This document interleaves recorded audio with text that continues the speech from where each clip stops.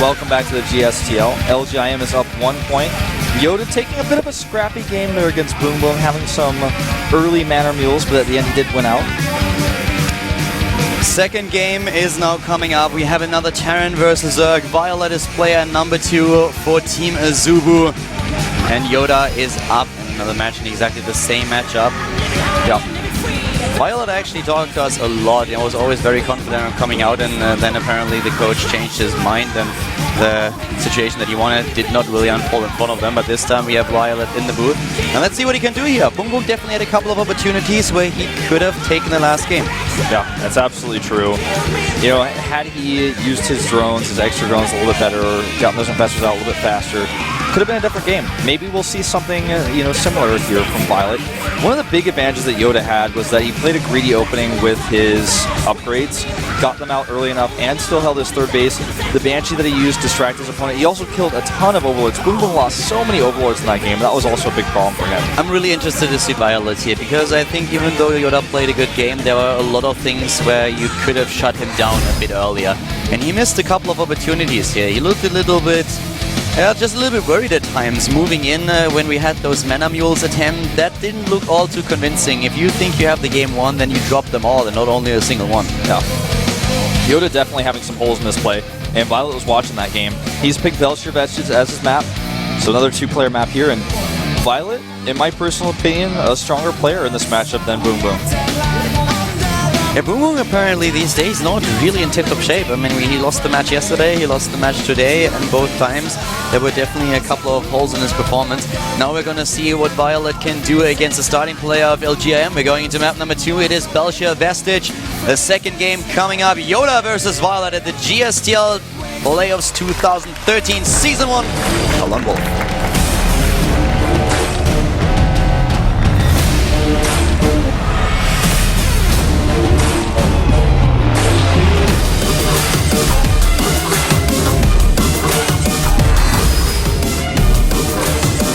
Starting to the bottom right, the starting player for LGIM.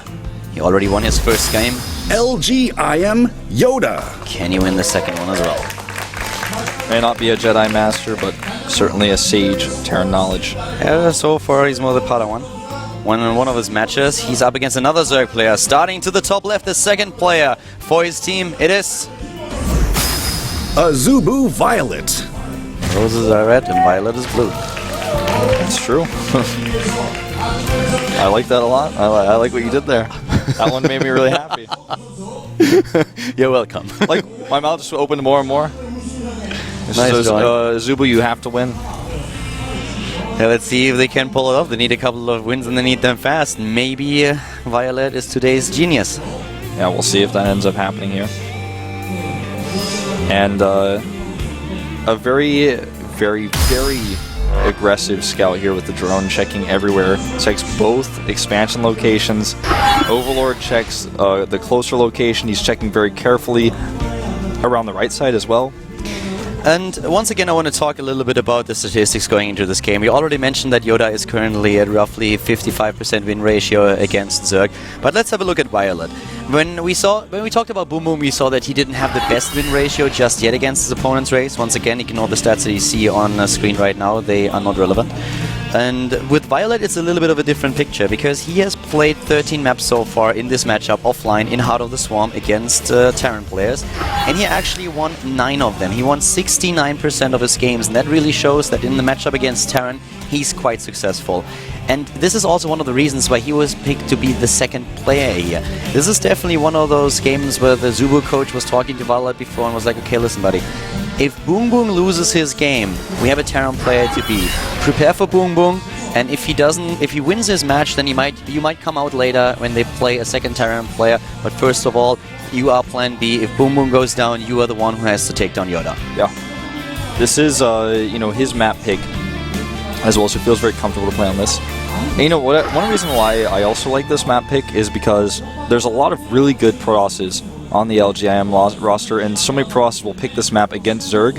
And now this map is out of the pool if you have, all the Zerg players on AZUBU, for example, like Violet, like Sleep, like Boom Boom from earlier. These Zergs don't want to play against a Protoss on this map, so now it's out of the pool. Yeah, that's definitely another reason why they picked the map here. And before we go into the action, I want to highlight this once more. I know that a lot of people just tuned in, and it's important for you to know that we have in the playoffs a best-of-9 format. This is not best-of-7 anymore. You need to win 5 maps instead of 4 to take this.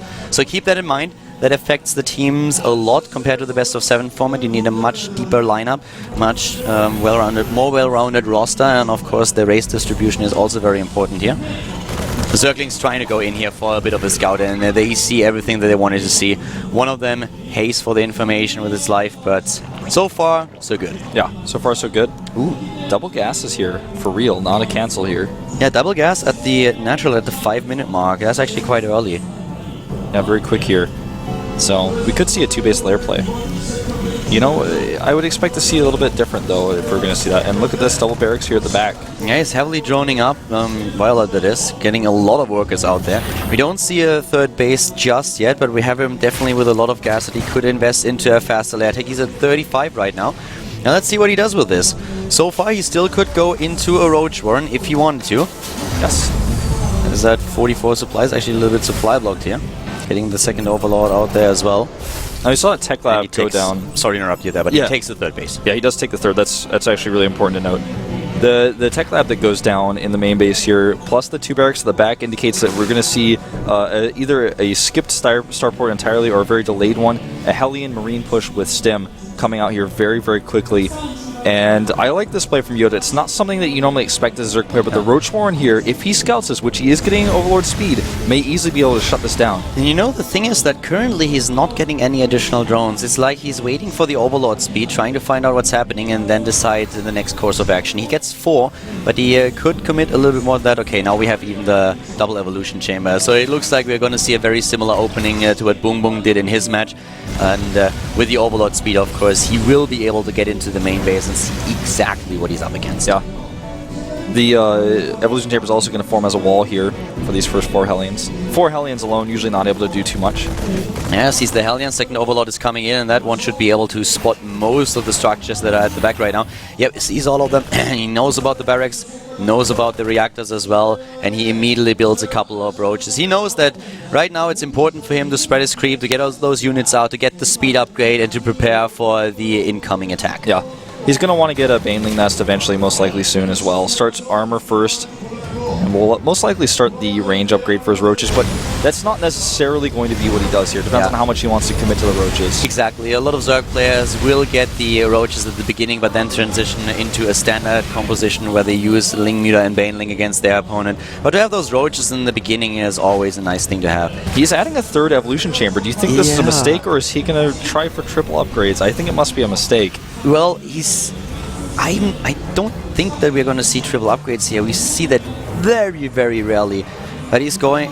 There are a couple of builds that go for triple upgrades, but I would be surprised if he adds the 3rd one. He could, but he already started the 1-1 for his melee units. We have him now with the Baneling Nest. I actually think that he just misclicked. He probably wanted to go for the Baneling Nest right away. The Baneling Nest is on B, and the Evolution Chamber is on B. So I think he just hit the wrong hotkey there, and that is for him a really annoying point. Yeah. When we were talking about that earlier, just ironically how he wanted to add the Baneling Nest, and right then that's when he added the 3rd Evolution Chamber. It could have been a mistake. I definitely think it was a mistake. Yeah, and I mean, later on, if one of his Evolution Chambers gets sniped, I guess it could be useful, but otherwise it's kind of a waste here, and he misses his timing just a little bit. But the attack that Yoda is coming out here with, he goes for a quick drop, but I don't think he's really going to commit as much as he would have liked to, because he knows he's been scouted. He's just going to burrow this Widow Mine and try to get a good trade as he gets his way out. Well, hopefully he's going to burrow it. I don't think that's going to happen, because it's being attacked right away. This is a strong drop, and the Hellions are getting in. This is an issue. This is a big problem here. He's losing a lot of drones, and with the +1 upgrade, that was a great trade in the main base with that drop, and it's still ongoing. In fact, so many drones going down. Well, to be quite frank with you, how many did he kill? 7. Not too many. 7? That's absolutely fine. Against the drop, and then also the Hellions running in, he's completely cool with that. I don't think that Violet has a problem with that trade at all. Army supply is the problem. 44 to 28 right now, and Yoda has a 2nd force moving across the map. Violet should have enough time to get enough units out to defend. He will also have the upgrade advantage. Yeah, it's a matter of when exactly his lava is coming out, because he does not have too much just yet. He's waiting for those injects to actually take effect. Yeah, then he gets the 22 links here. A few more Banelings coming out. But he should be able to defend against this. He's already moving in, trying to stop this a little bit. Overseers are being transformed, and here comes the army of Yoda. But he's being pushed back, and this is just him trying to buy time. Violet, of course. Yeah, Violet trying to buy time here. Wants to get those Banelings in front of his Roaches. He's not getting the best trades here. The Widowmine at the back here is going to do some damage. Not the best shot there. Gets those Zerglings, and there's a drop in the main base. Yeah, it is spotted. Drop in the main base, immediately being spotted, and he's walking over to the natural. At the third base, we still have a battle going on, and the Zerglings are now straight away focusing on that drop. Great Widowmine shot there. That was a really good shot, and the Medivac is on the way in the main base. But in general, Violet is doing alright. I just have to say that Yoda is doing really well with the drop play here. It's a great multitasking that he has. Yeah. Loses most of the Marines in the end. But so far, he's actually done some decent damage. He's ahead in the Harvester count. That's really important to note. He's also up about 16 supply here, so yes, the third base is delayed, but he has momentum. Look at those Marines. They're really lazy, finally moving in and taking down the Overlord. We can't kill him until we've been given the order. Yeah, it's about time. We just can't do anything, guys. I mean, what? Hold your fire. Hold your fire, hold your fire. I know, it's right there, but hold your fire. The Marine's like, I don't know, Commander. I think we're gonna need to get this third base pretty soon. The first Marine turns around and is like, are we allowed to shoot that thing without anyone telling us? And the second one's like, I don't think so. Only if he comes close to us. Better just keep quiet. We're not allowed to move. If he gets into our range, we'll fire on him. Tell him not to move. Don't make it angry. As it is, the Overlord taken out, and the Creep, of course, now moving back, and therefore he can take down that base early on.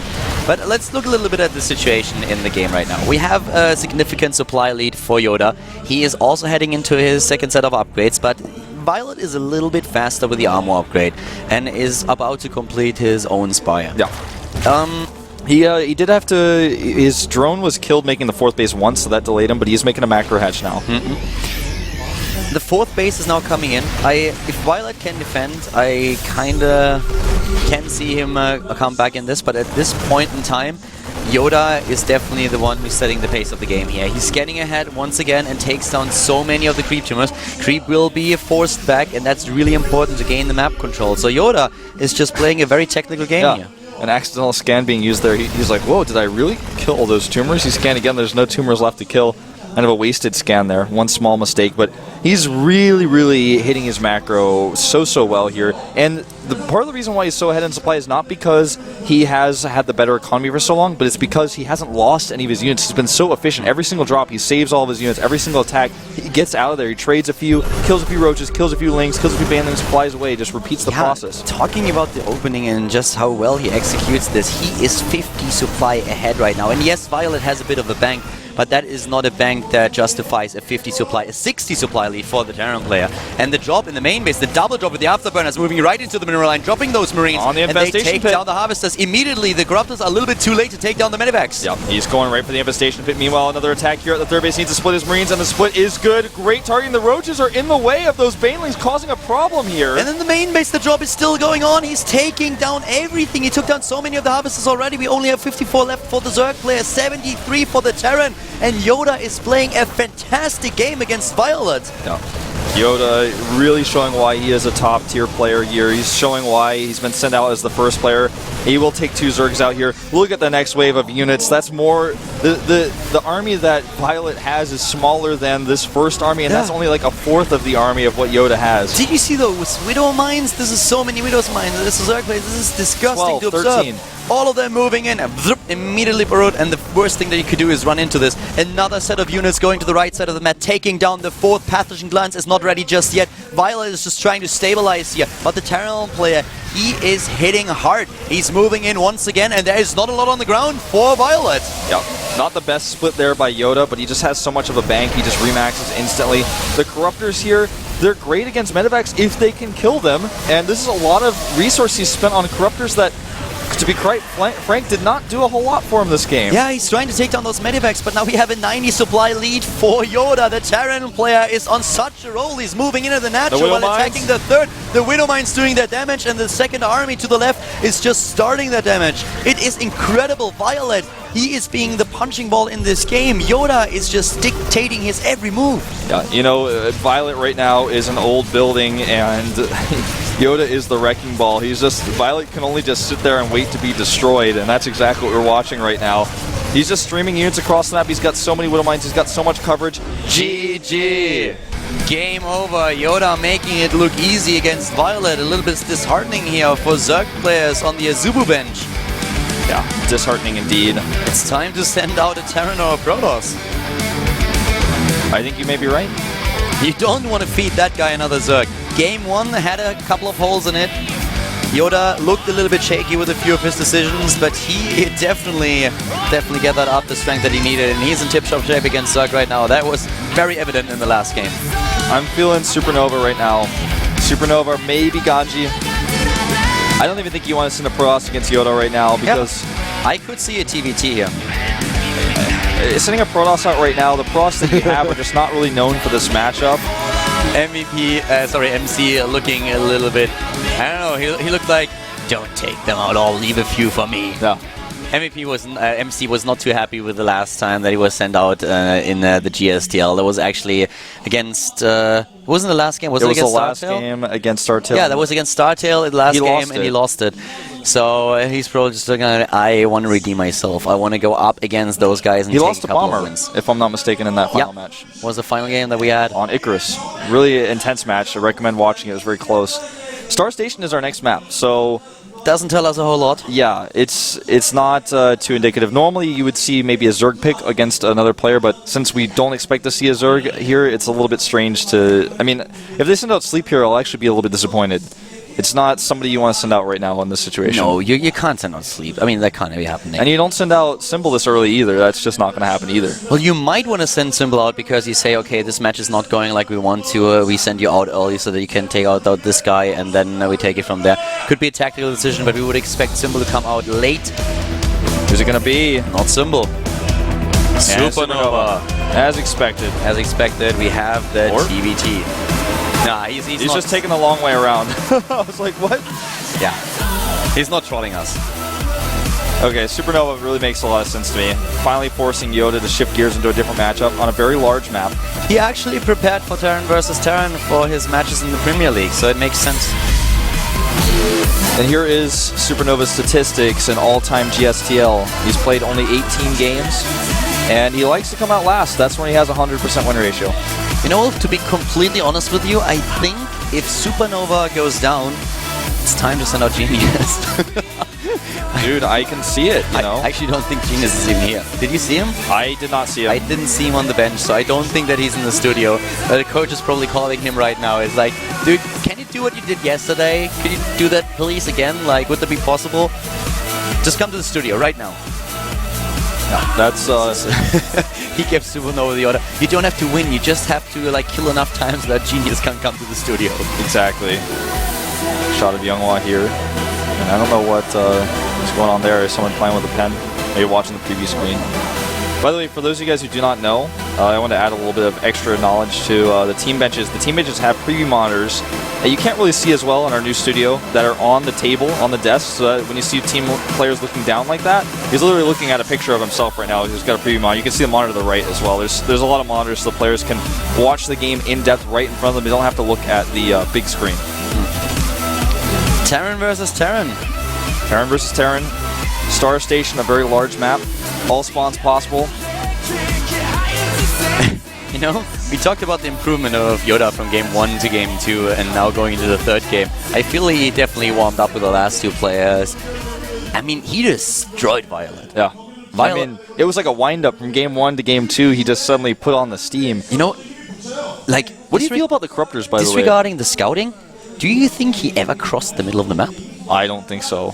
You know, the Corruptors are actually like not the worst choice that you can make, because if you want to play that style, the Corruptors help you to take out the Medivacs, and we talked about this already a lot. Medivacs are a huge problem when you play against the Terran, because he can easily rebuild the Marines. So I feel the Corruptors are a decent choice. He may have overbuilt Corruptors, because later on you can go into the Greater Spire, but you know that the Corruptors can shut down drops. And even in the main fight, they can move in and take down the Medivacs, because Mutalisks are so much more fragile against Marines. The Corruptors have more armor, therefore they live a little bit longer. They also do more damage directly to the Medivacs. I just feel he overbuilt, and he was just in already a very, very bad spot. So they never really did what they were supposed to do. They took down a few of the Medivacs. Yeah, but that didn't stop Yoda. Infestation Pit a little bit late there, and once the drop was in the main base, he was losing his drones.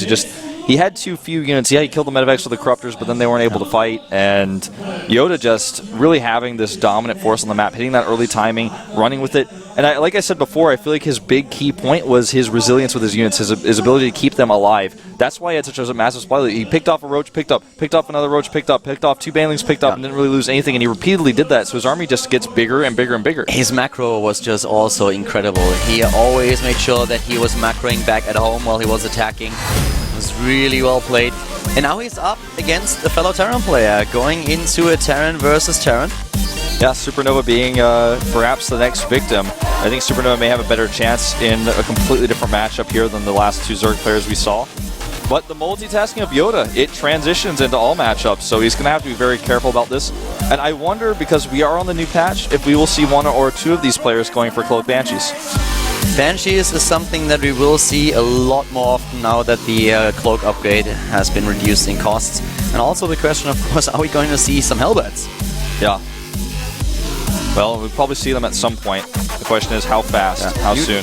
Yeah, usually in Terran versus Terran, I feel right now with them not getting those that extra damage anymore, we might see the transition into Banshees right away. Going into the Terran versus Terran, this is the playoffs of the GSTL Season 1 2013. We have AZUBU up against LGIM, a Terran versus Terran match between Supernova and Yoda. Brought to you by Round2.